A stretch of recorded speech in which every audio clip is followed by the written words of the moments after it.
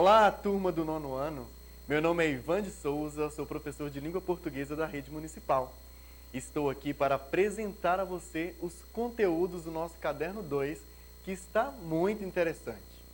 Antes de falarmos especificamente sobre as questões, quero dizer que elas foram elaboradas de acordo com as habilidades que se esperam de alunos do nono ano. Ou seja, tudo o que vamos aprender nesse caderno está relacionado ao conhecimento esperado do ano escolar no qual você se encontra. Para iniciarmos nossa conversa, é fundamental que você tenha em mão o seu caderno de atividades.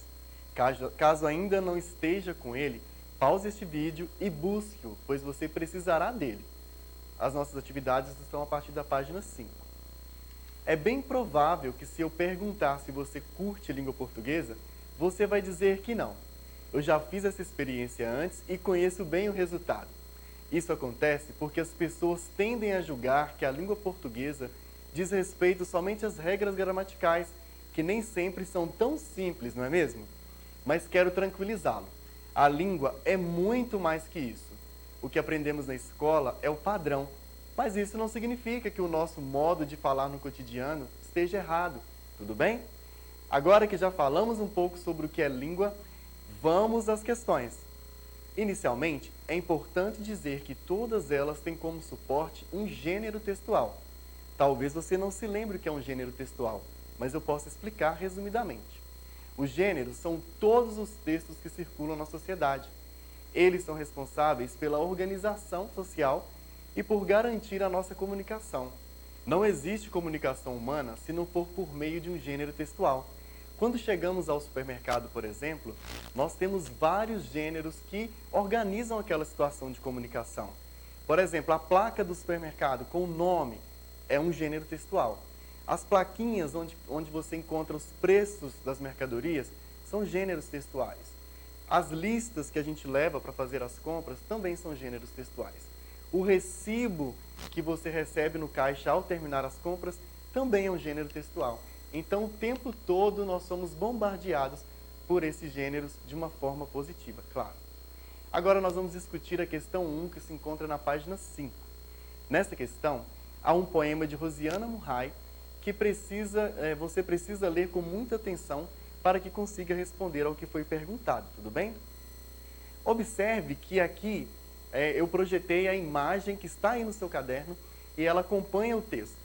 Ela é muito importante para que você atribua significado ao que você leu, já que se trata de uma foto antiga e tem uma referência direta com o tema do poema. No poema, há a presença de uma voz que conta uma história. E essa voz, a ela, nós damos o nome de eu lírico. É importante se atentar a todas as informações que estão evidentes no texto, mas também é preciso observar aquelas que estão implícitas, isto é, subentendidas, que requerem uma leitura mais atenta, não estão tão evidentes quanto as outras. Ainda nessa questão, solicita-se que você marque os verbos.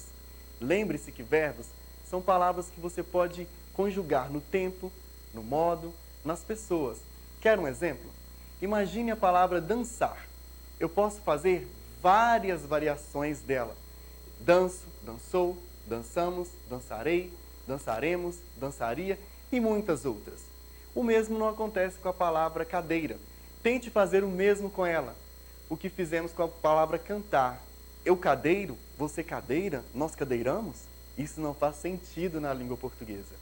Portanto, verbos são palavras que indicam ação ou um processo como andar, desenhar, estudar, fenômenos da natureza como chover, nevar, relampejar, estado como ser, ficar, permanecer.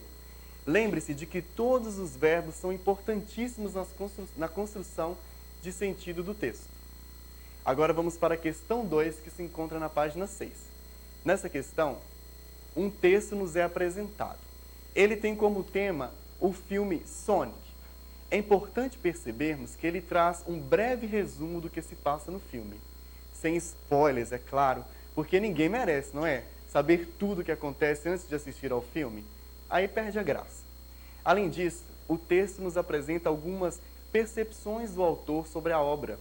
Não sei se você já ouviu, mas esse gênero textual, a ele, damos o nome de resenha.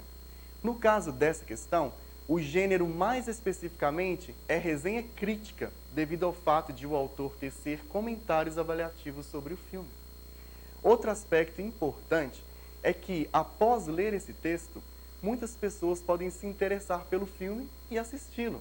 Por outro lado, outras pessoas podem não se interessar devido ao tema da animação ou mesmo por conta das opiniões do autor sobre a obra.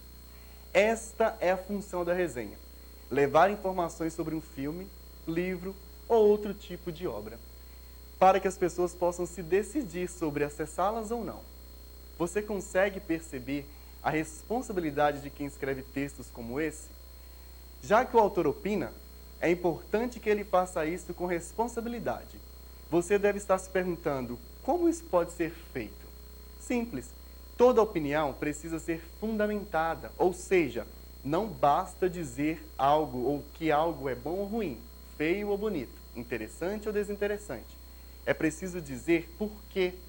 Isso vale para a resenha crítica e para qualquer outro texto que requeira de você uma opinião. Combinado? Outra coisa muito importante é que, como a questão pede que você transcreva, ou seja, copie passagens do texto, você precisa utilizar as aspas no início e no final da parte copiada. Isso porque temos de deixar claro que aquele texto não é de nossa autoria.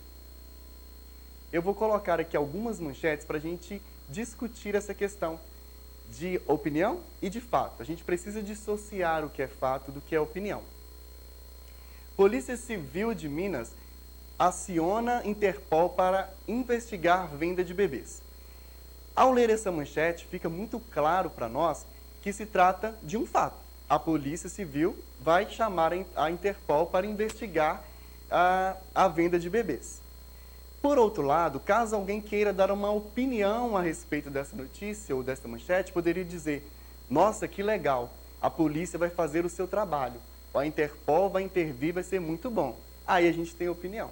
No caso dessa manchete, apenas um fato. Aqui nós temos outra manchete. Maioria tem medo de coronavírus e apoia medidas de contenção, diz Datafolha. Isso daqui é um fato, mesmo porque o gênero notícia requer que nós sejamos objetivos, então não cabe subjetividade, não cabe opinião. Mas você pode ler esta manchete e dar a sua opinião, dizer: nossa, é interessante porque eu também tenho medo do coronavírus, eu faço parte desse grupo. Aí já tem marcas de opinião. Combinado? Agora vamos à questão 3, que se encontra na página 7. Essa questão trabalha com elementos muito importantes e é preciso que nós analisemos, por exemplo, essas duas imagens, ok? Essas imagens têm muita semelhança, se você olhar vai ficar claro isso. Mas nós precisamos também nos atentar ao que é diferente nessas imagens. Analise também a data de publicação delas, onde elas se encontram, e aí você vai começar a pensar, talvez uma imagem tenha dado origem à outra. Você se lembra de que eu disse no início que todas as questões, em todas elas, havia um gênero textual como suporte? Então, aqui temos uma tela e uma fotografia, que são gêneros textuais. O que difere esses dois gêneros de vários outros é que não há escrita, ou seja, são dois textos não verbais, pois só apresentam imagens e sua composição. Ao fazermos uma leitura atenta, podemos perceber que o autor do segundo texto se apropriou do primeiro para construir o seu. Apropriar-se de um texto significa fazer referências a ele na hora de produzir outros. O que você precisa fazer é se atentar para cada detalhe dessas duas imagens para perceber quais recursos visuais do texto 1 foram mantidos no texto 2. Aproveite para exercitar sua percepção artística. Após fazer essa observação, explique com que objetivo o produtor do texto 2 se apropriou do texto 1. Será que a intenção das duas obras é a mesma? Por que será que o autor se referiu ao texto 1 na hora de produzir o seu? Isso é você quem vai nos dizer. Agora vamos para a questão 4, que se encontra nas páginas 7 e 8. Para essa questão, foram selecionadas duas propagandas. Esse gênero se confunde muito com os textos publicitários, já que ambos têm funções muito parecidas. Perceba que a intenção dos dois textos é persuadir, convencer as pessoas a denunciarem casos de violência contra a mulher ou violência doméstica. Nesse sentido, a propaganda está difundindo uma ideia. É isso que a difere da publicidade, pois, embora a publicidade também sirva para persuadir, ela é usada para despertar o desejo do consumo em seu público, isto é, tem objetivos comerciais. Agora, perceba as estratégias de composição dos textos na propaganda.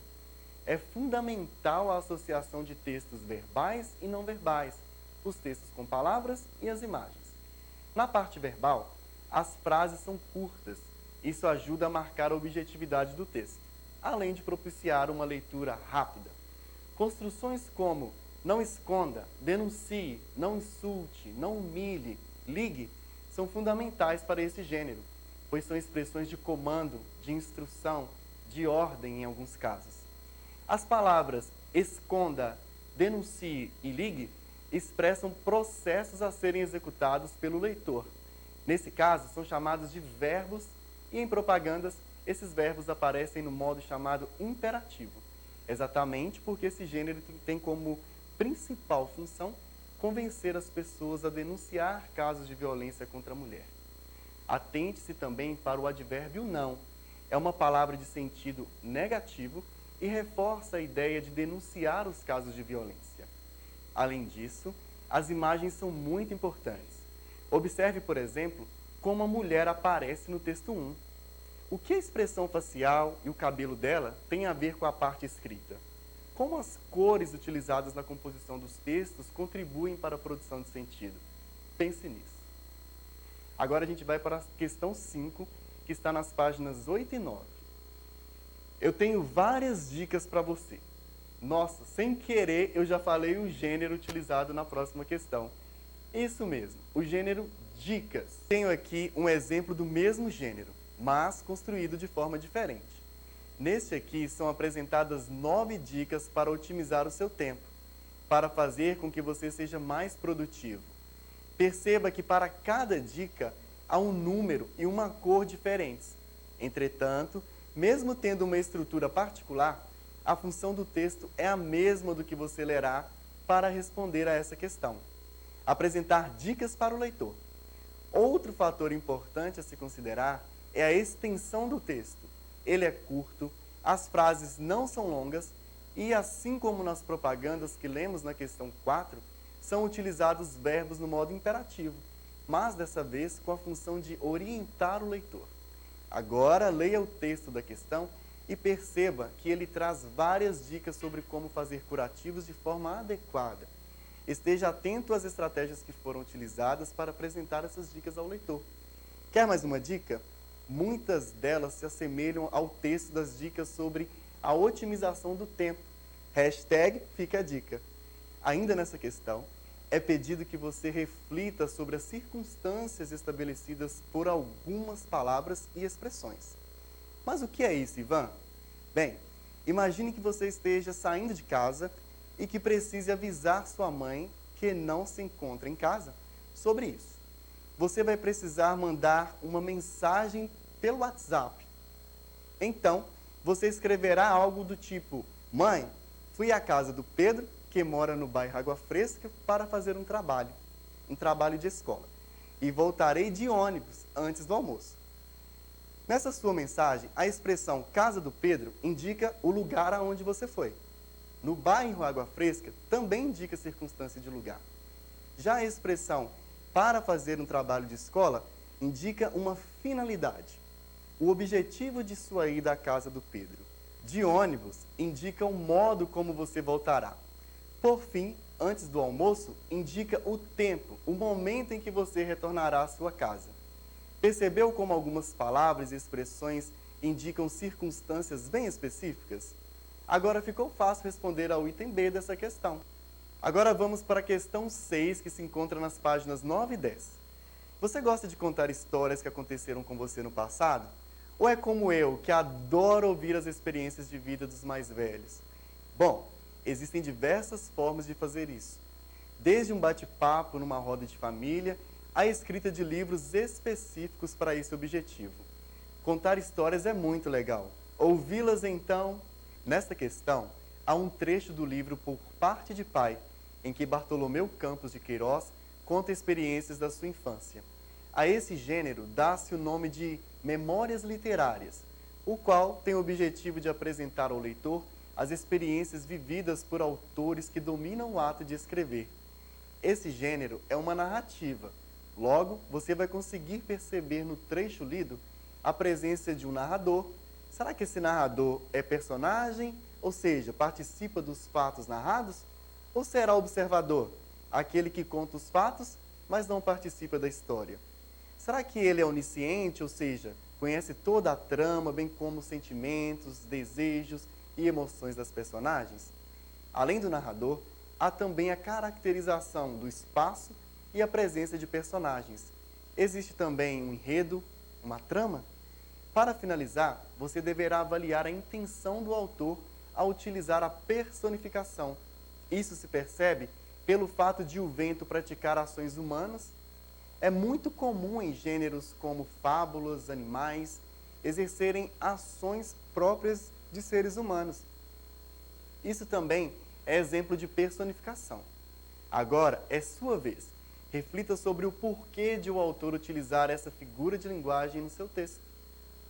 Muito bem, essas foram as considerações sobre o nosso Caderno 2.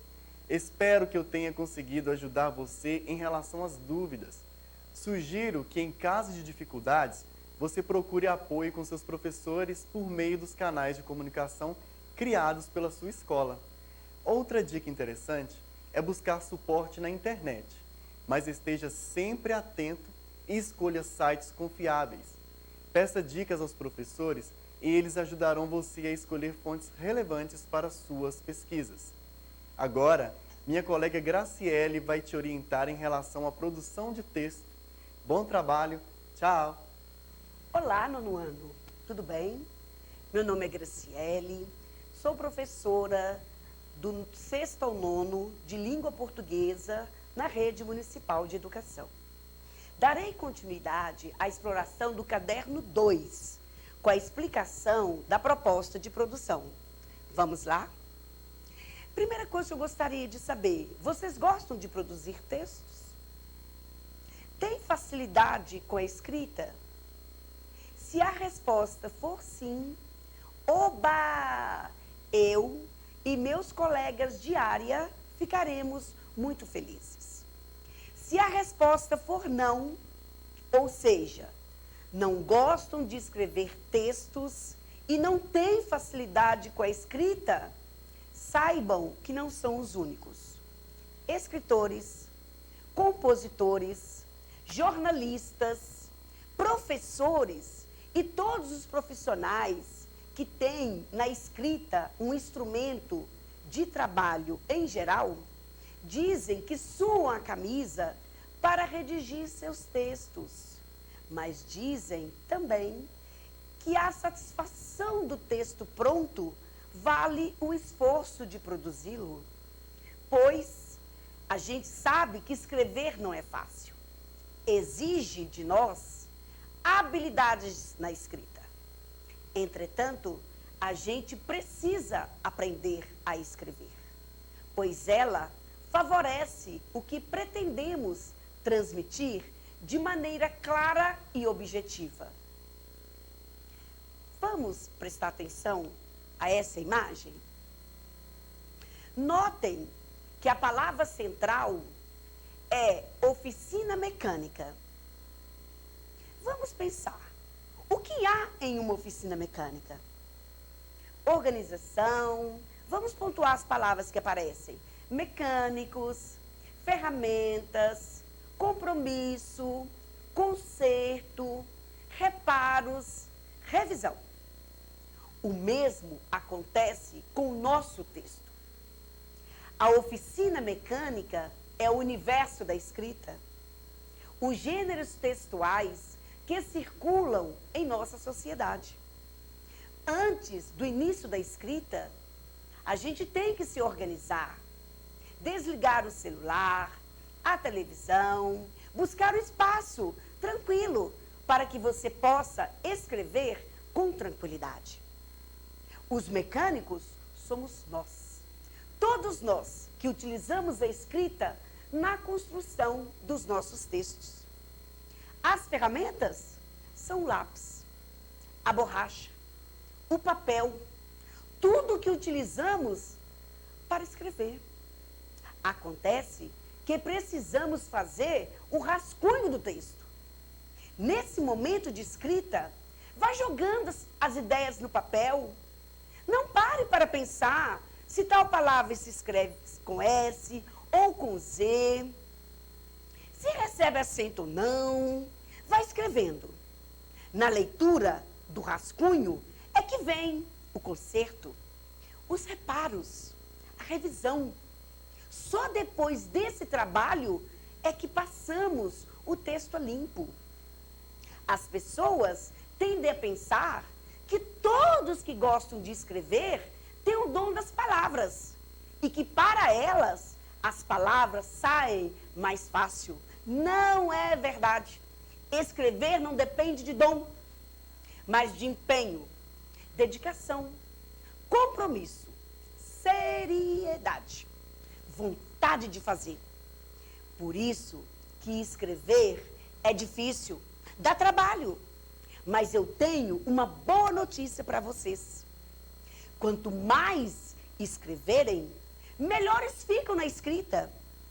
A leitura também é importante, porque dá a vocês um universo de possibilidades, de ideias, no momento da escrita.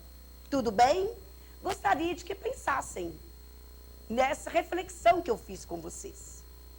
Agora a gente vai ver os slides. Esses slides trazem os textos motivadores. A proposta de produção se encontra na página 10. Notem que vocês usarão esses textos para produzir os textos de vocês. O primeiro texto é um poema e o segundo, uma página de diário. Ambos mostram incertezas e questionamentos do universo juvenil. No texto 1, o eu lírico, a pessoa que fala no poema, experimenta sentimentos contraditórios. Ela está confusa, ao mesmo tempo entusiasmada. E no texto 2, o menino está chateado, porque não tem nenhum convite para sair. Você já vivenciou alguma das situações abordadas nos textos? É muito comum fazermos perguntas a nós mesmos o tempo todo, como por exemplo, quem eu sou? O que eu estou fazendo? O que eu vou ser quando crescer? E se eu ficar sozinho? Nossa, são tantas inquietações. A proposta de produção pede que você escreva um texto sobre quem é você e sugere que esse texto seja escrito em forma de um relato pessoal ou por meio de uma página de diário. Pede também que inicie o seu texto se apresentando, escrevendo o seu nome, sua idade, onde mora, quem são seus pais ou responsáveis. Depois, pede também que se descreva fisicamente: altura, tom de cabelos, cor dos olhos, a cor da pele e psicologicamente também, suas qualidades e defeitos, né? E questiona que, se tivesse condições de mudar algo no mundo, o que mudaria? O que você espera que aconteça de positivo ou não no futuro? Como você poderia começar esse seu texto? Por exemplo, se você escolher uma página de diário, você, se escolher essa proposta, poderia seguir a mesma estrutura fornecida pelo texto 2. Vou dar um exemplo de como você pode começar o seu texto. Em casa, em pleno sábado. Dia longo esse. Diário. Embora você já me conheça, pois há muito tempo é meu confidente. Acho que nunca falei de mim para você, hein? Pois bem, nunca é tarde para isso. Meu nome é... E se por um acaso você resolver escolher um relato pessoal? nós poderíamos começar o seu texto. Também vou dar uma outra dica. Como é difícil a gente falar da gente mesmo, né? Mas é uma maneira de eu me conhecer melhor. Pois bem, meu nome é... Você tem que começar os textos desse jeito? Não, de jeito nenhum. Vocês não precisam utilizar os meus exemplos. Escreva do seu jeito. Mas não deixe de falar sobre como você é. Seja o mais detalhista possível para que o leitor possa conhecer você por meio do seu texto. Combinado? Não deixem de fazer um rascunho primeiro, certo? Lembrete, na hora de passar o texto a limpo, favor utilizar uma folha parte. Tudo bem? Espero que tenham entendido a proposta e assim possam construir o texto de vocês. Vou terminar com o pensamento da Clarice Lispector, que é bem cabível para a nossa situação. Enquanto eu tiver perguntas e não houver respostas, continuarei a escrever. Tchau! Obrigada, turma. Tchau! Tchau!